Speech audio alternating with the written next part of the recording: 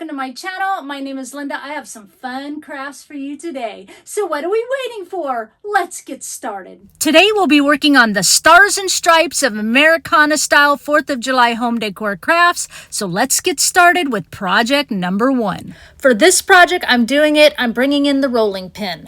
I picked this up at a thrift store. It was just a couple of dollars. I know it's not been used, but I'm still going to just make sure, there's not any oils or anything on it. I'm still going to just distress it a little bit, sand it up, I guess, roughen it up, make sure it's going to be okay to paint on. I'll be using Dixie Belle chalk paint in the color Yankee Blue and Rusty Nail, as well as my favorite drop cloth. And antique wax mixed with water. Those who've been with me forever, you knew I was doing it. So I am going to start painting my whole rolling pin with the antique wax mixed with water first. If your rolling pin's dark enough, you probably don't have to do this, or if it's not dark enough, you don't have to do it. I just like it there so that when I go to put a secondary color on top and I sand and distress it, that little bit of stuff will peek through and give it some nice texture. Now, I do have a free printable for you. It's a PDF and a PNG. You're going to need 2 of these. They're both the same, but you're going to need 2. I started already kind of taking off the part, weeding out the parts I don't need. On one, I'm weeding out and leaving the stars, and on the other one, I'm just removing the stars. One's a positive, one's a negative. Yeah, I don't know which is which. All right, what I'm going to do is I'm going to put the stars on first and paint blue. I'm also going to paint each of the handles blue. Then once the paint's dry, I'll take the stars off, and then I'll put this one on that doesn't have the stars, and I'll paint it in the drop cloth, and then I'll peel this off, and when it's done, I've got my white stars over the blue. Now, if you're going to use the PDF version, I suggest some carbon paper, print out the PDF, and then you're going to buy yourself some of the packages of those gold stars. They should be about the 1/2-inch size that like these are, okay? And then you can do this freehand, but what I would do is I would paint your white first, all right? And then mark with the carbon paper where the stars are using that PDF printed form, and then you can place your gold stars on the mark where you marked them, much more neater than this, of course, so that you've got your stars in place, and then paint blue over that. You'll paint your handle as well if you're following my design, and don't worry, I will show you all this. I just want to explain it first. And then once your paint's dry, you peel off your, I say gold stars because we all grew up with the gold stars, and then you have your white underneath because of that first layer of white paint. Is that understandable? All right, here we go. I've got mine taped off. I taped about 4 inches in. All right, and then I take the one end off because on one end I want a blue handle, and then the other end I want to go from that tape line clear to the end of the handle. I thought it just looked better equalized instead of having half a rolling pin blue and half a rolling pin red to kind of carry the blue over to the other side. I just thought it just gave it a little bit something better. I don't know. You do how you want to do it. I like one blue handle on the other side. Once the paint's dry, of course, I'm going to come in while the tape's still on and distress everything. I don't know if it makes such a big difference with the first paint that you use to leave the tape on. It probably really doesn't matter. But when we go into like the red and white stripes and things like that, I like to distress with the tape on so that the powder doesn't bleed into the other color, that kind of thing, and make a mess. All right, once it's dry and I distress, I'm going to start taking the stars off. Now, you could totally leave the stars just stained if you do like a stain underneath like I am. I think that looks kind of cool. I almost did it, but in the end, I went with the old tried and true, and, of course, I will paint them white. So I'll do a few more stars here, and then I'll do the rest off camera.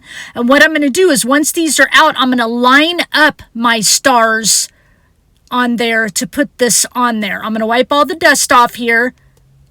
Lady needs her glasses. And this is all you get because my head was in the way the whole time. So see how I'm lining up the stars, and then I'll wrap this around the rest of it. See there, you just see my head. That's great filming for y'all, isn't it? Well, there you go. But you did see how I lined up the stars because sometimes it's easier to watch than the way I'm talking. So, and then of course, I thought I was recording. I'm not doing good in this bit, y'all. Thought I was recording, but I'm taking my drop cloth paint and my stencil brush, and I'm stenciling the stars in versus painting them because I thought that way I have a little more control over it and making sure the paint doesn't get under, our vinyl and stuff like that, although I don't think it would because this is, permanent vinyl. But still, I wanted to stencil it. Then I distress it, of course, and now I'm peeling it. Just wanted to come off in little chunks. So here I am peeling off little pieces. I mean, that doesn't do a great big reveal, does it? Because you want to see it all peel off in one swoop. But here, the tape peeled off in one swoop. Ta-da! There it is. That'll make us feel better. Okay, so figuring out my stripes, I can't just eyeball it. So you can see I use washi tape here, and I've got them just exactly the right spacing apart. So what I did is took, a measuring tape, measured my length around the rolling pin. All right, and then I kind of taped it down like that. And then I used washi tape, 3/4 inches, and I just played with the washi tape, taping it onto the measuring tape until I had exactly equal spaces in between each piece of tape. Okay, it's the perfectionist in me. I have to do it that way. But the easy thing about this, which is cool, is now I just wrap this onto and around my rolling pin. And look, I know exactly where to place my washi tape because I kind of place it right over where it's, taped onto the measuring tape. How many times can I say tape, washi tape, measuring tape? And then just pull it all the way down and straight. And then I follow that all the way around, laying it down. You can see I laid it right over where I just taped. And then I did find it easy just to, make marks instead of like trying to hold the tape and tape over it. The first one, was easiest that way. But then after that, I lay that measuring tape around the rolling pin. I mark it, and then I can lay each one into the position where I want it to be. So of course I do that process all the way around. Again, you can just eyeball it if you want, but I wouldn't be able to handle that if I had one space wider than the other space, and that doesn't work for me. You all know, you've seen me with my rulers 1,000 times. All right, I've got it all taped. Now the weird part is when you come up and over the end, the untaped part is going to come to points, and I think it's just because of the round of the rolling pin. It's, even though my tape is straight, once you kind of come to the center of the rolling pin, which is obviously where the handle is, those first stripes are going to be points, but my other stripes will be straight. And yeah, I don't know. It's the logic of however it measures physics. I don't know what you want to call it, but it's just going to be that way. But it looks okay because you don't really notice that. So now I'm coming in with somebody tell me why it does that. Is it just because I'm round and coming to a point? But if the white here, the drop cloth is to a point, how come when I paint the red, it's straight like the tape? Huh? Alrighty, I'm gonna have people be like, unsubscribe. She's weird. She's dumb. Anyway, I'm just making fun with you. Painting my areas here, making sure the washi tape is down because washi tape just doesn't really stick really well, but I paint my areas and I will do 2 coats. And then once that's dry, yes, here's where it's going to make the difference, of course, and why I distress with the tape on so that white dust doesn't get into the other part, because if I don't wipe something off good and then I go to paint red in the other part, it's going to mix with the white dust and now I have a pink stripe. That's going to be dumb. So anyway, there I am all distressed, and then of course pulling the tape off. It looks really nice. A couple areas because of the washi tape, but really easy just to sand. Like on that one, there's just a couple where it kind of went under the washi tape, but really easy to just kind of sand off. Looking really nice. And then of course I will retape off camera, but see, here we go, looking good. Retape off camera, I'll tape over the white. Now we're ready here. And when I came here, it took me a while on this part.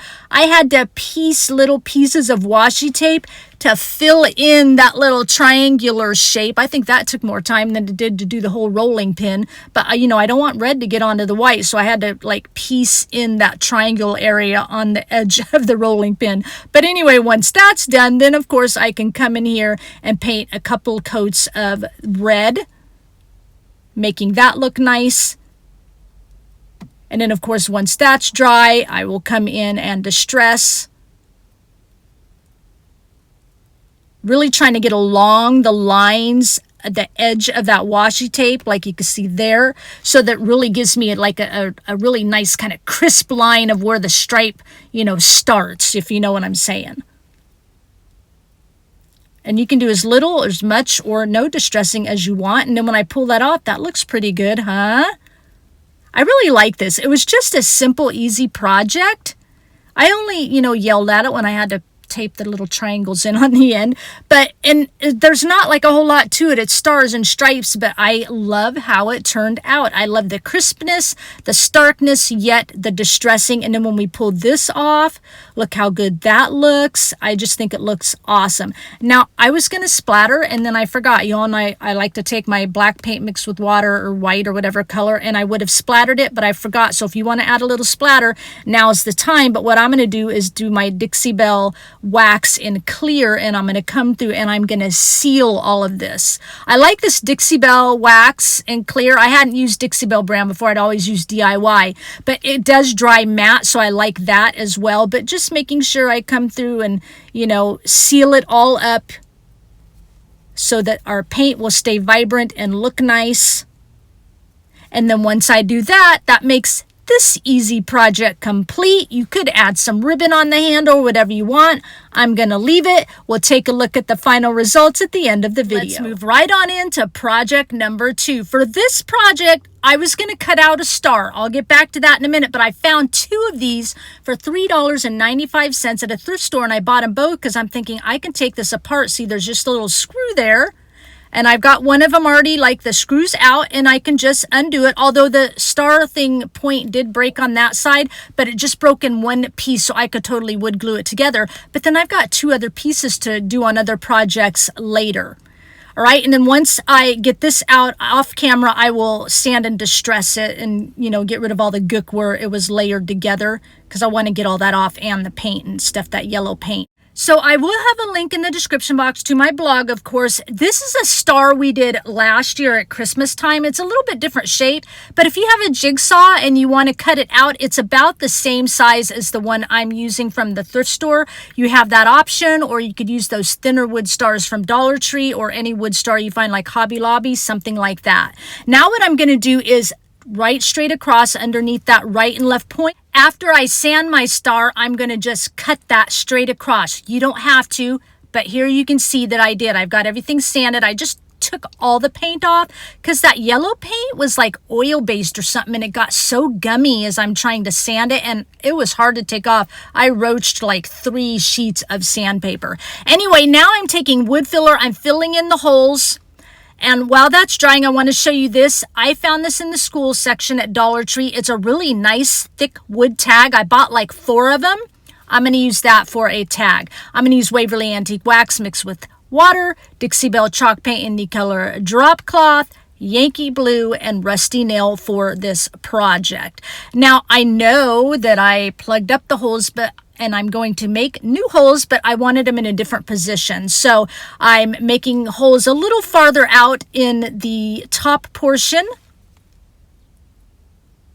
And then I'm going to make 2 holes right at the bottom where I want them to be of the top portion, and then directly right below in the bottom portion, 2 more holes. I want to hook this together with wire. You do not have to do this. You can leave your star hole if you want. I'm going to be using these stars at craftingwithkimber.com. I'll have the link down below for you, as I always say, and I've probably already, I don't think I've said that today. I'm so used to been saying it in these July 4th videos, but we didn't use those in the first project, so I didn't say it. Now, what I'm doing is just doing that Waverly Antique Wax mixed with water to act like a stain and staining everything up. You could use these wood stars that Dollar Tree has, or you could even use the stencils like from the first project if you just want to stencil stars on. All right, I wanted to use wood stars so I could kind of 3D it up a little bit, since I'm going to use that thick tag as well. Now I'm coming in, I'm painting the top half of the star in that blue, and I'm adjusting my tag a little bit, just kind of cutting it with some heavy duty serrated scissors because it's a little bit too long, but like it. And then I'm going to sand it off and round the edges so it matches the other side. And then I'll go ahead and stain that off camera so it's done. I'll take the apple off the other side too. There it is, stained, and I had to sand a little bit on each end the other side because the tag will hang off the star a little bit, and I don't want that to be seen.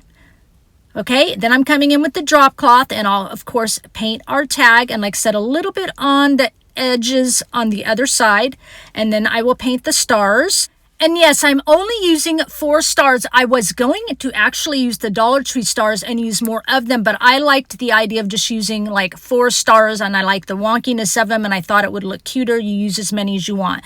Now, to get the striping, I, of course, measured my width of my bottom piece there, and I didn't have any washi tape the size I needed. I wanted 1/2-inch strips, so I just made some strips out of vinyl.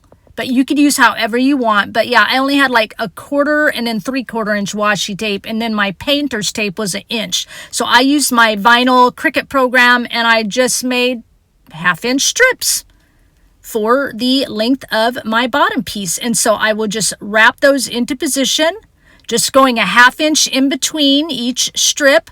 I'll place a strip here of the vinyl so I know where to place my next strip. And what's funny is when I get all these strips on there, they are perfectly straight. But because of the way the design of the star is, it's kind of cattywampus. It looks like I go off and I tape my stripes at an angle. It's weird looking. Watch when I take this. Look, see, it looks like I'm at an angle, like I didn't get my washi tape, or it's not washi tape, my vinyl tape straight, but it actually is straight. See, look at that top edge. Perfectly straight, but it's so weird because the wonkiness of the star. I literally kept remeasuring, going, did I get that on crooked? It like bugs me, but when it's all done and I get both colors of the striping on there, it looks really wonderful. But that's just kind of how it turned out. So we're doing the same thing as the rolling pin. I've got it taped off. I'm going to do a couple of coats in the drop cloth. Once the drop cloth on everything is dry, I'm going to come in and distress everything up to my liking. Again, you don't have to distress anything. I always say you do you. All right, distressing this up quite a bit. Look, isn't that beautiful? Look at the distressing. I could almost cry. Just kidding. And then I'll come in and, of course, distress the white on the bottom half of the star. And then we'll go in and we'll remove the tape and see how pretty it is. Vinyl tape. I don't know what that is. We're going to remove the stripes. I've called it 3 different things. I will have to do a little bit of just sanding to touch it up a little bit, but otherwise it did pretty good with that vinyl. And then we know how the procedure goes. Now I'm going to use my vinyl and tape directly over the white that I just painted. Again, they look crooked, but we know they're not. All right, and then of course I'll come in and start painting with the red. 2 coats, and then we distress, and then we get our aha moment as we remove that vinyl tape. But of course we can't do any of that until the paint dries. So while it's drying, we'll go ahead and distress the top half of our star. So that'll give us that feel-good feeling, right? And now the paint's dry, so we'll come in and just distress it up a little bit. Of course, I'll fast forward because we've done this a lot today. And then we'll peel it off. Isn't that beautiful? Love it. A moment of silence. Yes. All right, let's move on to the next part. I will have a free printable for you. I've done it like 3 different sizes if you look to the left so that you can print out whatever you want. There'll be a PNG and a PDF, and I'll also put the name of the font in the description box. I've cut it out with my Cricut machine in vinyl, and I'm just going to place that on the front of our little sign area there. And then once that's done and I laid it on the bottom part of the star, it looked a little flat. So I'm just cutting a couple of craft sticks to place under it to lift it up a little bit. And then I was going to leave it like that, but later you'll see me add a little something, something. All right, now I'm taking Dixie Belt chalk paint in the color Caviar and then just a brush, and I'm just dry brushing black into, the white. I do go into the red and the blue on the stars just to give it a little bit of shading so it has a little bit of definition. You don't have to do this. I can't decide if I like it with or without, but I've done it, so I guess I like it with. Okay, and then this one I remembered. Black paint mixed with water, a fan brush, and I'm going to add some splatters onto all of my pieces just a little bit, because with this big of a piece it could look a little too much splatter. And then we'll go ahead and start getting our stars into position wherever you want to place them. I want them to hang off just a little bit, not all of them, a few of them. I just thought that gave it a little personality. And there's no rhyme or reason where they're at. I just thought place it where I thought it looked cute and whimsical. Then I'll get the craft sticks glued on the back and then glue this on the front. And here I hadn't decided yet I wanted something, but now you can see I'm taking it off and pulling the glue strings up because I decided I'm going to add a little moss in here. I think it'll give it something. I do moss top and bottom. And then later, I keep saying, and then later, I decide I don't like the moss at the top. So you'll see the moss is gone out of the top. I just like a little at the back. And then I'm going to place a heavy can of paint on top till that glue sets up. And then I'm reusing the wire that originally came on the star plus a little bit other wire. It's smaller diameter, but that's okay. And just cut off some long chunks. And I'm going to feed it through the 2 holes that are on the bottom of the star and the top of the stripes to wire them together to give it a little bit of that country look, so to speak. I'll cut off a little bit of excess, leaving, a couple 3-4 inches. And then I'll use my round needle nose pliers, if I can speak, and I'll roll that excess wire down to the star and then smush it. So it looks like little curlicues going down to the wood. And of course, I'll do that on both areas of our project here. Again, you don't have to, you could leave your star in one piece. I just thought it would give it that little bit of whimsy and fun. All right, now the big star, I'm putting a little bit of curlicues on one side of the wire. I did have it in the middle and then I changed it off camera to one side. I liked it better, just a little bit of curlicue off to the left, and I'll feed the excess through. Again, same thing, cut off, leave about 3-4 inches, round needle nose pliers, curlicued up, and that density, the thickness of that wire is like really hard, so I'm using my wire cutters to push it down and smush it to the wood. All done. Now I'm going to take Dixie Belle wax in white and using my wax brush and just, it'll seal it up, but it'll also give it a little definition in white as well. And then I'll come with a paper towel and kind of wipe off the excess, but it'll give it just a little bit more shading along like we did with the black paint. You don't have to do it. And as you can see there, my moss has gone off the top. And that makes this project complete. And before we go into final looks, I wasn't able to film it because a friend called and said, hey, I've got some stuff for sale. So let's take a look at a little bit of a bonus vintage shopping haul. I picked up a couple of these. I had not seen these. It's hard to come across these. Of these cheese boxes. They're so cute. I have a big one and a small one. I love them. Can't wait to do something for Christmas. And one of these little long rectangular drawers, I should have picked up both. She had 2, but I wasn't quite sure what I was going to do with that one yet. So I only did 1. Picked up a couple more of these spindles. I know we go from stars and stripes to a haul. There you go. Shopping haul. I needed a couple more of those because I wanted to do some trees and stuff in them like last year. Another one of these spindles because you can't have enough. And then a little mini spindle. I don't know that it's vintage, but I like the, shortness of it, the smallness of it, I guess. Picked up these. She only had 2. One is kind of broken, but that doesn't bother me. But one of these on each end of that long rectangular skinny box I just showed you, it would need to be a bigger box, but picture that would be really cute. So I had to get them. And then she had this. I don't know what this material is made of. It almost feels like a resin and a plastic at the same time. But what I loved was the metal at the head and at the feet. And there is one broken antler, but I can take air dry clay and build that back out. And then I will paint that lighter resin plastic color. I don't know. I don't like that, but I think it was cool. So I bought it. Then she had just 4 of these laying there. They're off of a barrel. So they had kind of have that round shape of a whiskey barrel or whatever. So I grabbed 4 of those. Those will make fun signs. A lot of this will probably be for Christmas. She gave me this, which is fun. It's just like like we did our flag in the last video, would be fun. I wanted a water spout because I have a summer project, if I get to it this year. Metal star I thought was fun. Just a few odds and end pieces here. This was just a topper, wood topper, so I grabbed it. Couple of hinges, it's probably hard to see, but there's 3 layers of paint peeling off there. A couple of these birds that are so cool, but I would paint them white. but wouldn't they look neat on top of like a big cloche or something like that? I don't know. Or of course inside like a bird cage or something, but had to have those because they're different. And then she had this laying there. She just gave it to me. Loved it. I don't know why there's a board with 20,000 screws on the back and I didn't get it for $12. She just gave it to me. But I love this. It's going to make a cool vintage Christmas something or other. And then she had, you know, one of these red.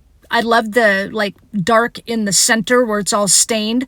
It's newer. It's not really vintage, but love it. It's going to be great at Christmas. Once again, I don't know what this is. It almost looks to me like the top of a lamp, but it's metal. But I thought, what if I took this and not this particular thing, but one of these bun feet kind of thing, furniture bun feet for like a base, something for a base, and made it like a cool decorative bowl. I don't know yet. That's just my mind thinking of it, but I had to have it. It was really cool. Look at the 5 layers of dust on it. That made it even more better. She had one coffee pot left, aluminum, because I used that on one of my July 4th videos, so I didn't have another one. She had the top of a lantern, but I grabbed it because she had it actually sitting on one of those small, short, round vases from Dollar Tree, and it was the perfect fit. And I thought, well, I can get one of those, put it on top. On the back, like sat right on top. On the back, I can put a hinge from the top to the bottom, just like E6000 glue it, so I can hinge that open and put like a battery-operated candle inside.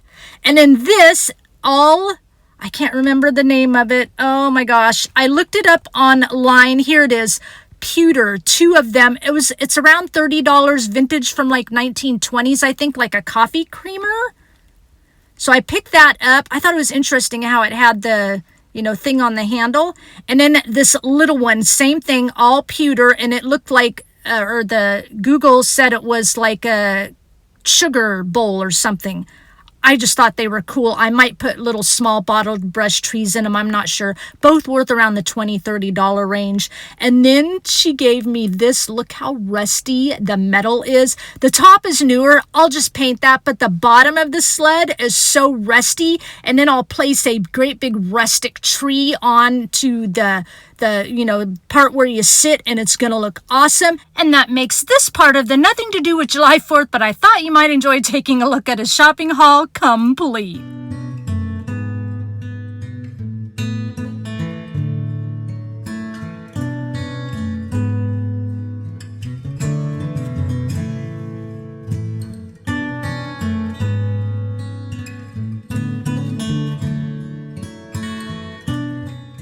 So I hope you enjoyed these July 4th projects. We have one more video to go, 2 projects to go, and then we move into July, and you know what that means. Christmas in July all month long. Can't wait. Hope you can't wait either. Please leave me a comment down below and let me know which project was your favorite. Give this video a thumbs up because it really, really, really helps my channel to grow. And if you walked in here for the first time, you're just checking things out, you're digging what you saw, make sure before you click off, you hit that subscribe button and notification bell so you don't miss out on another project from me. Now, before I go, I'm going to leave you with one final thought.